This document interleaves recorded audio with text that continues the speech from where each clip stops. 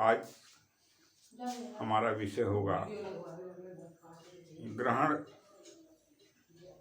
काल को कैसे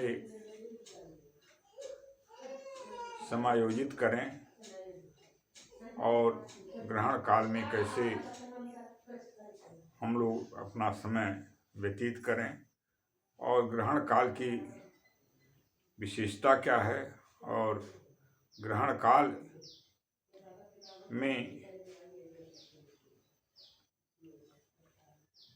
आराधना उपासना प्रभु की साधना का क्या फल प्राप्त होता है, इस संदर्भ में आप लोगों के बीच में प्रकाश डालना चाहते हैं। कृपया इसे श्रवण करें, धारण करें एवं क्रिया रूप में भी इसे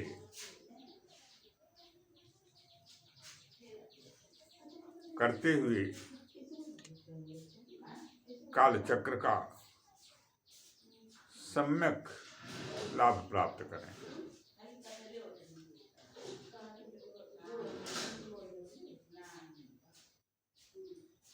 बंसी विभूषित करान्नो नीरदाभात पीताम्बरादरुणबिम्ब फलाधरोष्ठात् पूर्णेन्दु सुंदर मुखादरविन्दनेत्रात् कृष्णात् परं किमपि तत्त्वमहं न जाने। करारविन्देन पदारविन्दं मुखारविन्दे विनिवेशयन्तं वटस्य पत्रस्य पुटेशयानं वालं मुकुन्दं मनसा स्मरामि। ब्रजे वसन्तं नवनीतचौरं गोपाङ्गनानां च दुकूलचौरम् अनेकजन्मार्जितपापचौरं चौराग्रगणं शरणं प्रपद्ये। सच्चिदानन्दरूपाय विश्वोत्पत्त्यादिहेतवे तापत्रयविनाशाय श्रीकृष्णाय वयं नुमः। सच्चिदानन्दरूपाय विश्वोत्पत्त्यादिहेतवे तापत्रयविनाशाय श्रीकृष्णाय वयं नुमः। एकान्तलाभं वचसोऽनुपुंसां सुश्लोकमौलिर्गुणबाधमाहुः श्रुतेश्च विद्युद्भिरुपाकृतायां कैथासुधायामुपसंप्रयोगः। एकोऽपि गोविन्दकृतप्रणामः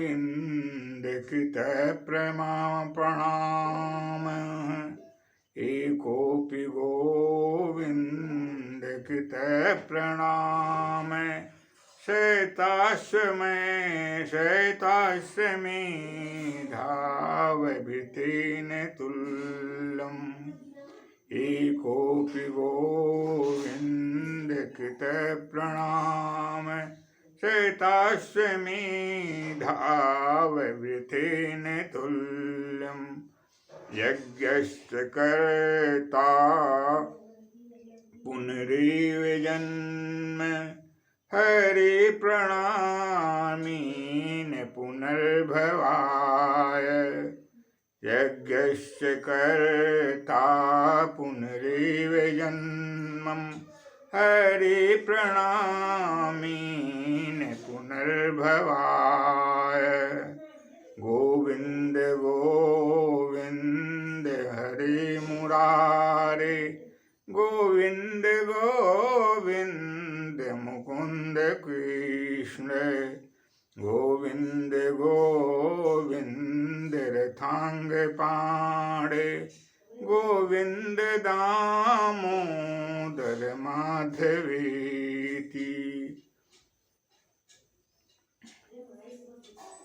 संसार में सारे जीव कर्माधीन है।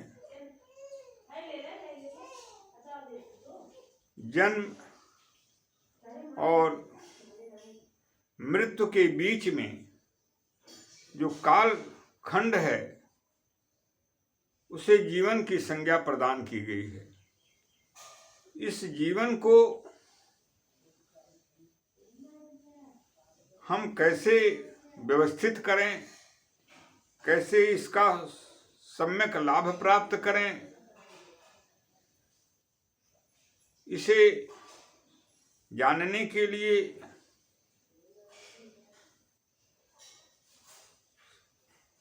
तीन मुख्य साधन हैं। प्रथम गुरु कृपा, दूसरा संत कृपा और तीसरा प्रभु कृपा। जब जीव पर गुरु कृपा होती है तो उसके अवरुद्ध मार्ग और जो अज्ञानता का पर्दा लगने के कारण दृष्टिगोचर नहीं हो रहा है वह खुल जाता है और ज्ञान रूपी प्रकाश के उदय हो जाने से उसे सम्यक दर्शन गंतव्य का और प्रभु प्राप्ति का होने लगता है। गुरु कृपा के बाद संत महापुरुषों की कृपा यदि जीव पर हो जाए तो जीव का सुनिश्चित कल्याण हो जाता है और वह कृपा भी प्रभु की कृपा पे ही निर्भर करता है। अन्यथा संतों के प्रति हमारे जो भाव हैं वे शुद्ध भाव नहीं उदय होते हैं और संत के साथ रहने के बाद भी हम उनसे अलग हो रहते हैं। हमारा उनके साथ रहने का जो यथोचित लाभ मिलना चाहिए वह हमसे दूर हो जाता है। इसी कारण श्री हनुमंत लाल जी से जिस समय लंका में विभीषण जी की मुलाकात होती है माँ सीता की खोज में जाने पर, तो विभीषण जी के शब्द श्री रामचरितमानस में पूज्य संत गोस्वामी जी महाराज के शब्दों में, अब मोहि भाव भरोस हनुमंता, बिनु हरि कृपा मिलहि नहीं संता। अब मोहि भाव भरोस हनुमंता, बिनु हरि कृपा मिलहि नहीं संता। जो रघुबीर अनुग्रह कीन्हा, तो तुम मोहि दरस हठ दीन्हा। जो रघुबीर अनुग्रह कीन्हा, तो तुम मोहि दरस हठ दीना। प्रभु की अनुग्रह होने के कारण हे भगवान, हे हनुमंत लाल जी, आपने मुझे हठ पूर्वक दर्शन प्रदान किया। अर्थात संतों की कृपा बिना प्रभु के कृपा के कभी नहीं मिलती है। इसलिए संतों में प्रभु का सम्यक दर्शन करना ही जीवन का एक अंग होना चाहिए। यदि हम संतों में प्रभु का दर्शन करते हैं तो सुनिश्चित है कि वे संत हमें प्रभु का दर्शन कराने में थोड़ा भी किंचित लेश मात्र भी संदेह नहीं रखते हैं और उनकी कृपा से जीव का भगवत साक्षात्कार हो जाता है, भगवत दर्शन हो जाता है और उसका जीवन सार्थक हो जाता है।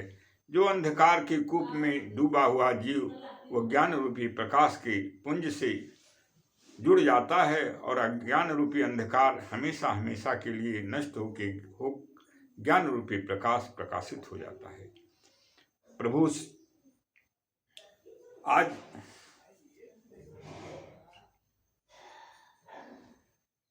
चंद्र ग्रहण का काल चल रहा है, उसमें हमें और आपको इस ग्रहण काल के समय को कैसे सुव्यवस्थित करके उसका सम्यक लाभ प्राप्त करें, इसके संदर्भ में आप जो भी जगत जननी माँ एवं जगत पिता की श्री चरण कमलों की प्रसाद से प्राप्त है, उसे आप लोगों के समक्ष निवेदन कर रहा हूँ। जो भी मुझ अज्ञानी बालक से निवेदन में त्रुटि हों, उसे प्रभु एवं माँ क्षमा करते हुए आप लोग भी क्षमा करें और उसे जीवन में उतारते हुए पूर्ण रूप से जीवन के काल को लाभान्वित करें। ग्रहण काल में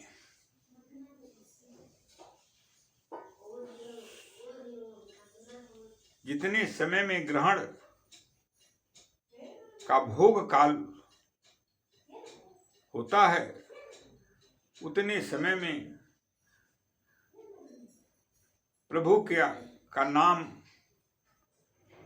जाप, मंत्र जाप,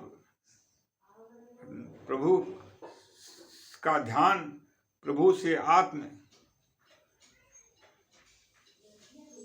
रूप को जोड़ करके प्रभु रूप अपने को स्थापित करना, ये सब क्रियाएं संत महापुरुषों एवं दिव्य ज्योति से संपन्न संतों के द्वारा संपन्न की जाती हैं और वह हम और आपके लिए एक मार्गदर्शन है। उसका अनुकरण करते हुए उस काल में हमें भगवान नाम कीर्तन, भगवान नाम जप, भगवान नाम साधना, भगवान आराधना एवं नाम रूप लीला धाम से अपने को जोड़ते हुए सर्वविध आत्म मंगल के साथ विश्व के मंगल में एक सहभागी होना चाहिए। अन्य समयों में की गई आराधना, उस का फल जो शास्त्रों में बताया गया है, उसके अनुसार आराधक को प्राप्त होता है। किंतु ग्रहण काल में प्रभु की आराधना, जगत जननी माँ की आराधना अथवा हनुमंत लाल जी की आराधना, भगवान शिव की आराधना, भगवान विष्णु की आराधना, भगवान कृष्ण की आराधना, माँ राधे की आराधना, जिन्हें भी आप अपना इष्ट मानते हैं, उनकी आराधना यदि आप करते हैं तो उस आराधना का फल अक्षय होता है, वो कभी भी क्षय नहीं होता है, अच्छे फल की प्राप्ति होती है। इसलिए यह काल, ग्रहण काल पुनीत काल है और अक्षय काल की संज्ञा इसे शास्त्र में प्रदान की गई है। हमें और आपको विमार्गगामी बनाने का काम बुद्धिदोष करता है। यदि हमें और आपको बुद्धिदोष न हो तो हम कभी भी विमार्गगामी नहीं होंगे और हमारा जीवन जो परम लक्ष्य की प्राप्ति के लिए यह शरीर मिला है, यह मानव जीवन मिला है, वह सुनिश्चित, उसमें किसी भी प्रकार का संदेह नहीं है, वह अवश्य उसे प्राप्त होगा। किंतु हम कुसंग के कारण पूर्व जन्मार्जित अथवा इस जन्म में अर्जित पाप कर्मों के द्वारा हम आप सारे लोग प्रभु से दूर होते जा रहे हैं और दूर होते जाते हैं। उसे मिटाने का, उसे पूर्ण रूप से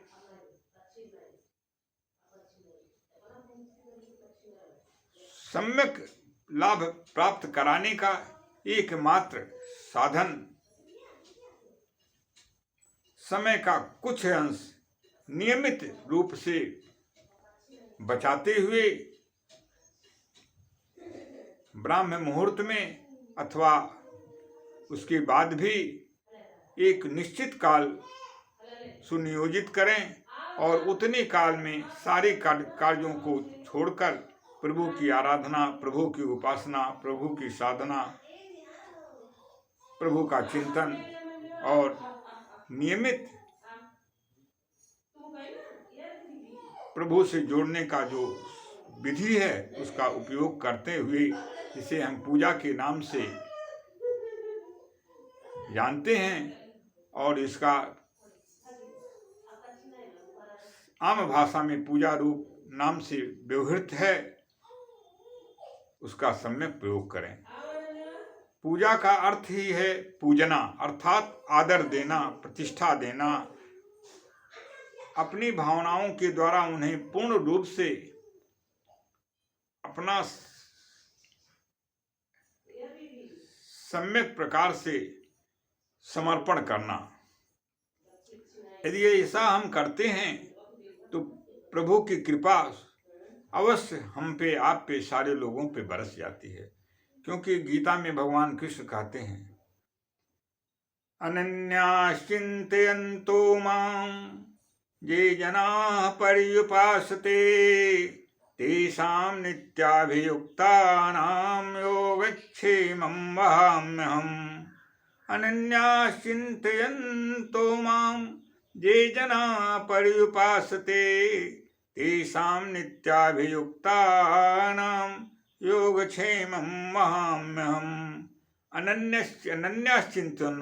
चिंतयन्तु मां, अनन्य भाव से, मेरे अतिरिक्त दूसरा कोई नहीं है, ऐसे भाव को श्रद्धा और विश्वास के साथ चिंतन करते हुए जो मेरा भजन, जो मेरा यजन, जो मेरा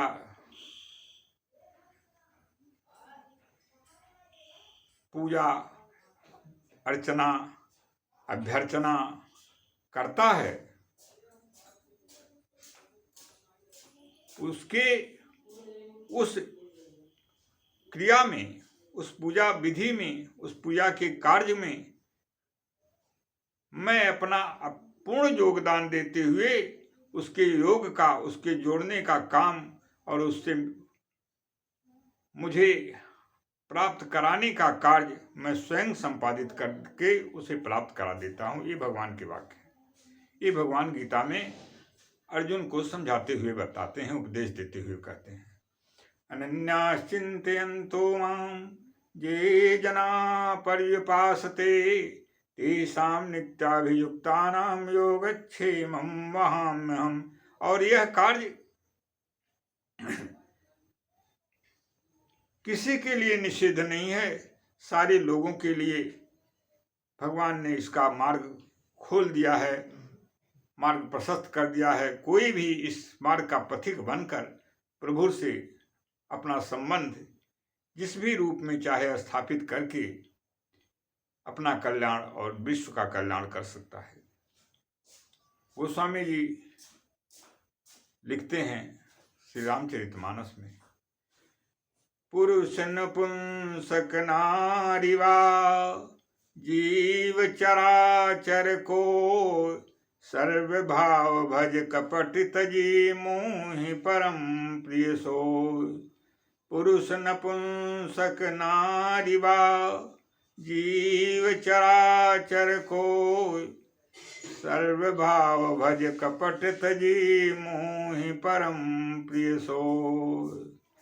पुरुष नपुंसक हो, स्त्री हो, पुरुष नपुंसक नारी वा, अथवा जीव चराचर को, चराचर चर और अचर कोई भी जीव हो, यदि भगवान कहते हैं कपट का, छल प्रपंच का परित्याग करके मेरा भजन करता है तो सर्वभाव भज कपट तजी मोहि परम प्रिय सोय।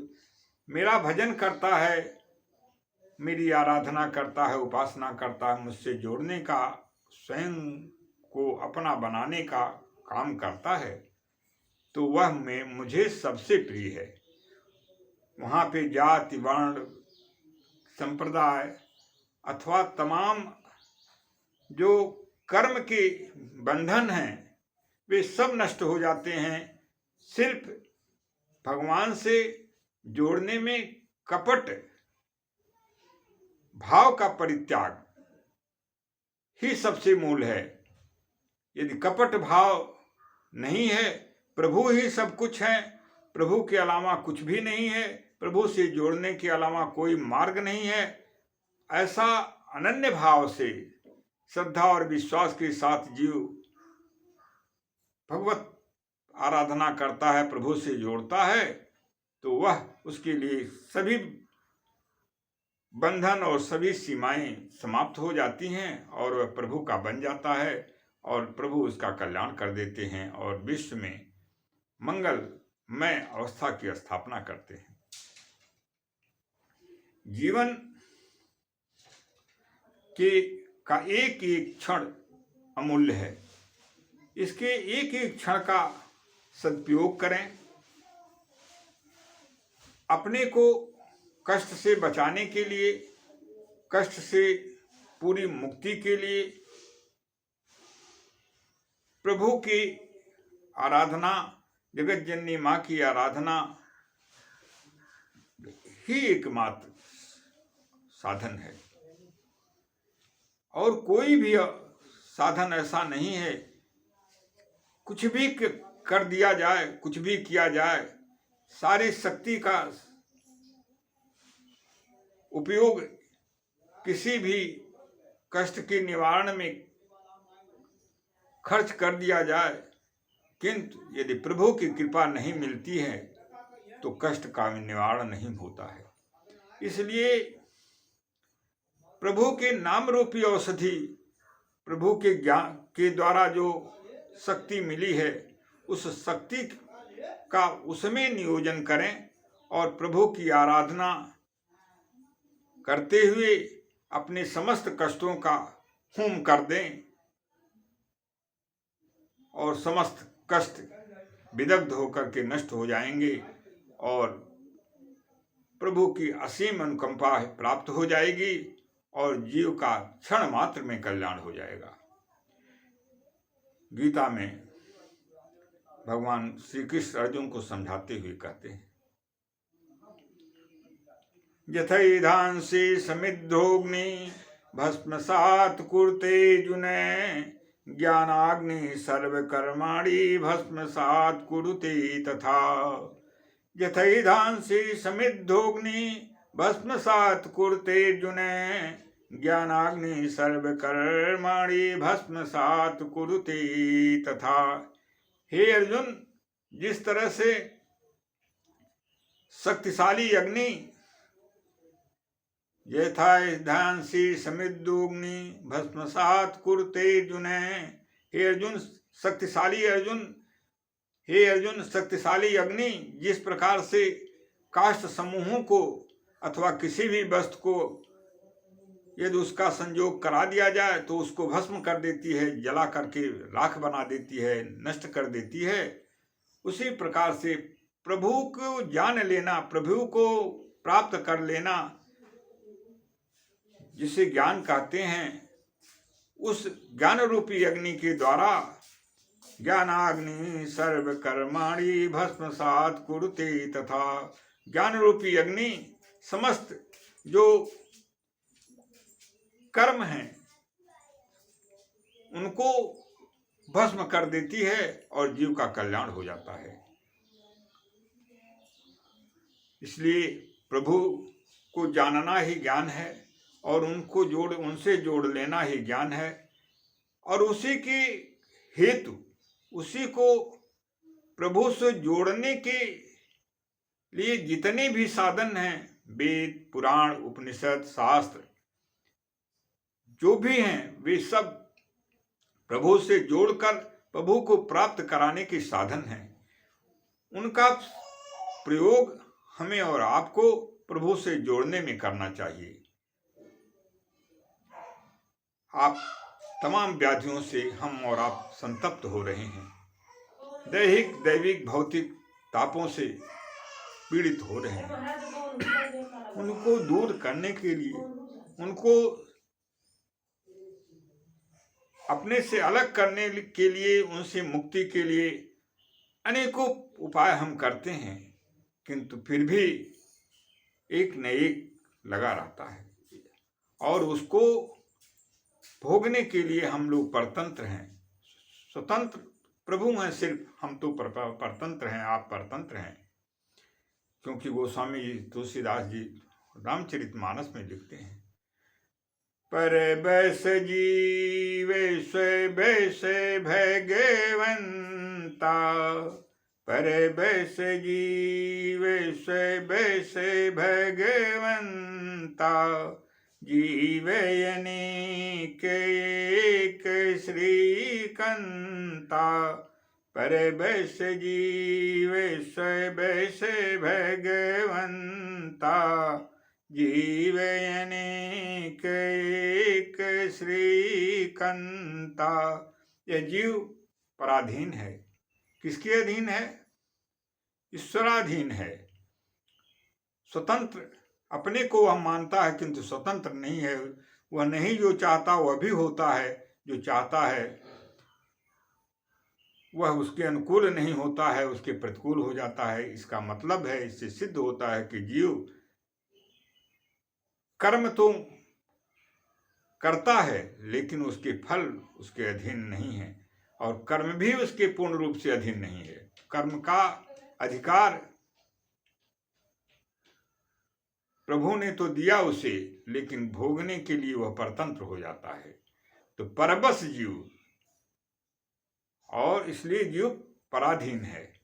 अस्वबस भगवंता, भगवान ही स्वतंत्र हैं और सारे जितने भी चराचर जगत हैं सब परबस हैं, भगवान के अधीन हैं, प्रकृति के अधीन हैं, माँ के अधीन हैं, प्रभु के अधीन हैं। पर बैस जीवे सबस भगवंता, अजीवयनेक एक श्रीकंता।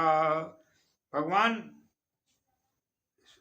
अकेले हैं, लेकिन उनकी सत्ता अनेकों रूप में विभक्त होकर के, चराचर जगत के रूप में विभक्त होकर के प्रकृति के रूप में हमारे और आपके बीच में दिखाई देती है। इसलिए एक को प्राप्त कर लेने के बाद, माँ की सत्ता को प्राप्त कर लेने के बाद, प्रभु की सत्ता को प्राप्त कर लेने के बाद स्वयं सब कुछ प्राप्त हो जाता है, कुछ भी उससे परे नहीं है। इसलिए एक को जानो, एक को मानो, एक को प्राप्त करो, सब कुछ आप और हमारे बीच में स्वयं आ जाएगा। लिखा गया उपनिषद में, दैवाधीनं जगत सर्वं मंत्राधीनं च देवता, ते मंत्रा ब्राह्मणाधीना तस्माद् ब्राह्मण देवता। दैवाधीनं जगत सर्वं मंत्राधीनं च देवता, ते मंत्रा ब्राह्मणाधीना तस्माद् ब्राह्मण देवता। दैवाधीनम जगत सर्वम, यह संसार किसके अधीन है? ईश्वर के अधीन है। दैवाधीन भगवत के अधीन है, भगवान के अधीन है, माँ के अधीन है। मंत्राधीनम च देवता, और जितने देवगण हैं, 33 करोड़ देवताओं की परिगणना की गई है, वे सब किसके अधीन है? मंत्र के अधीन है। मंत्र शक्ति के द्वारा सारे लोग बंध जाते हैं, और सारे लोगों को हम लोग यज्ञ आदि के कर्म करते हैं, तो आवाहन करते हैं, उनका प्रतिष्ठित करते हैं, फिर विसर्जन करते हैं। इस तरह से भी सारे देवगण किसके अधीन है? मंत्र के अधीन है। दैवाधीनं जगत सर्वं मंत्राधीनं च देवता ते मंत्रा ब्राह्मणाधीना। और वे मंत्र किसके अधीन है? ब्राह्मण के अधीन है। ब्राह्मणों के अंदर ईश्वर ने वो दिव्य शक्ति प्रदान की है जिनके प्रयोग से वे समस्त देवताओं को प्रभु सहित अपने अधीन कर लेते हैं और उनकी कृपा का लाभ प्राप्त करते हैं। मंत्राधीनं च देवता ते मंत्रा ब्राह्मणाधीना तस्मात् ब्राह्मण देवता। और वे मंत्र ब्राह्मण के अधीन है, इसलिए ब्राह्मण भूलोक में, इस संसार पृथ्वी पर देवता महेश्वर की संज्ञा इसे प्रदान की गई है। ब्राह्मणों मुखमासित है, वेद भगवान का वाक्य है और वेद श्री मुख की द्वारा निर्गत है, भगवत स्वरूप है। जाके श्वास बैनी श्रुति चारी, जाके श्वास बैनी श्रुति चारी, सो प्रहरि पढ़ कौतुक भारी, जाके श्वास बैनी श्रुति चारी, सो प्रभु पढ़ कौतुक भारी। जिनके श्वास से चारों वेदों का उद्गम हुआ, चारों वेदों की उत्पत्ति हुई, इसीलिए वेद भगवान के स्वरूप माने गए जाते हैं और हैं, और वे प्रगट हैं, प्रगट रूप है उनका, और वे मर्यादा पुरुषोत्तम परम ब्रह्म परमात्मा अखंडानंददायक परम पिता परमेश्वर भगवान श्री राम, भगवान श्री कृष्ण गुरुकुल की मर्यादा की स्थापना हेतु गुरुकुल में विद्या अध्ययन करने के लिए जाते हैं और एक आदर्श की स्थापना करते हैं कि गुरु श्रेष्ठ है और गुरु की मर्यादा का हमेशा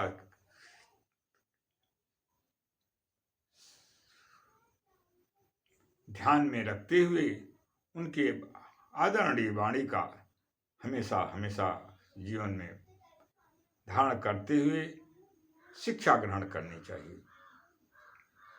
हम और आप आदि व्याधि तापत्रय से मुक्ति के लिए कौन सा महामंत्र का जाप करें, कौन सी महामंत्र का प्रयोग करें, इसके बारे में आप लोग श्रवण करें। आज ग्रहण का पुनीत काल है, चंद्र ग्रहण का पुनीत काल है। यदि आप इस काल में प्रभु के नाम रूपी महौषधि का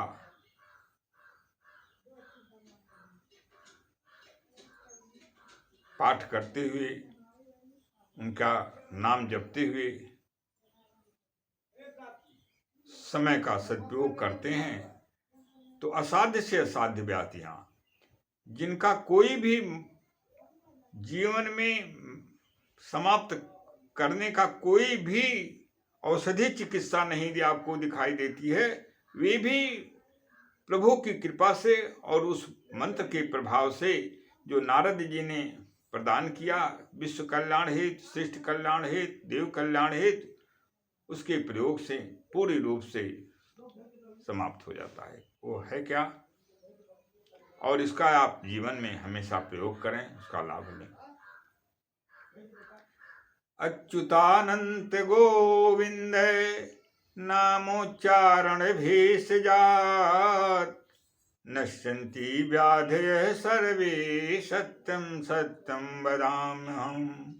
अच्युतानंत गोविंद नामोच्चारण भेषजात, नश्यन्ति व्याधयः सर्वे सत्यं सत्यं वदाम्यहम्। अच्युतानंत गोविंद नामोच्चारण भेषजात् नश्यन्ति व्याधयः सर्वे सत्यं सत्यं वदाम्यहम्। इस मंत्र का प्रतिदिन आप जब आराधना प्रभु की करते हैं, उपासना प्रभु की करते हैं, पूजा प्रभु की करते हैं, इस मंत्र का एक बार अवश्य उच्चारण करें। अच्युतानंत गोविंदे नामोच्चारण भेषजात नश्यन्ति व्याधयः सर्वे सत्यम सत्यम वदाम्यहम्। यह नारद जी द्वारा प्रदत्त यह महामंत्र, यह मंत्र महामंत्र के रूप में जो प्रतिष्ठित है, जो है, वह समस्त तापत्रय से मुक्ति प्रदान करते हुए आदिवादियों का सम्यक रूप से विनाश करके जीवन को मंगलमय बनाने में किसी भी प्रकार का संदेह नहीं रखता है। इसलिए हमें और आपको इस ग्रहण की पुनीत काल का दोष दर्शन में, किसी के अपकार में, किसी को कष्ट देने में, मनसा वाचा कर्मणा, और किसी के बारे में कभी भी अनिष्ट चिंतन में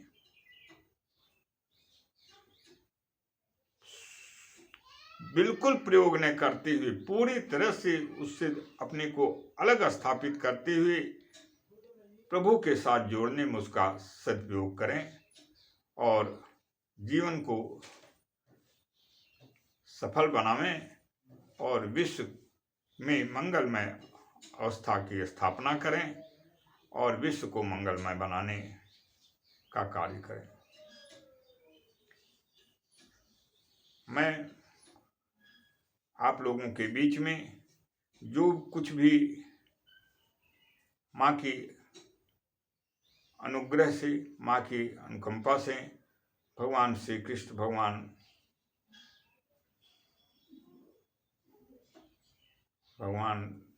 राम, जगत जननी माँ राधे, जगत जननी माँ सीता की अनुकंपा से जो व्यक्त किया हूँ, वह उन्हीं की कृपा प्रसाद का फल है। उसमें जो भी मैं